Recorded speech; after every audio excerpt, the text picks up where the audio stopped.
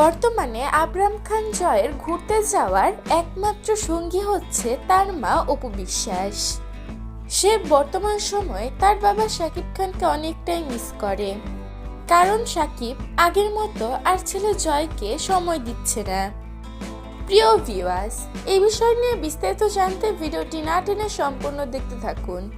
সম্প্রতি একটি ভিডিও তুমুল ভাইরাল হয়ে গিয়েছে সামাজিক যোগাযোগ মাধ্যমে, যেখানে দেখা গিয়েছে দেশের বাইরে অপু বিশ্বাস তার ছেলে জয়কে নিয়ে ঘুরতে গিয়েছে।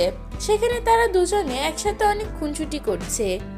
ভিডিওটিতে দেখা যায় একটি লোক হারমোনিয়াম বাজাচ্ছে, যা দেখে অনেক মজা পাচ্ছে ছোট্ট জয়।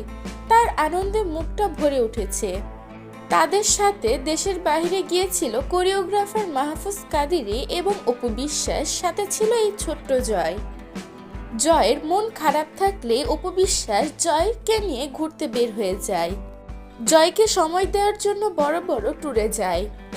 যেহেতু শাকিব খান, বুবলি এবং শেহজাদ খান বীরকে নিয়ে বর্তমানে একটু ব্যস্ত সময় পার করছে, তাই জয়কে বাবার অভাবটাও বুঝতে দিচ্ছেন অপু বিশ্বাস। তাই তো জয়ের মুখে একটু হাসি ফোটানোর জন্য জয়কে সময় দিয়ে থাকে অপু বিশ্বাস।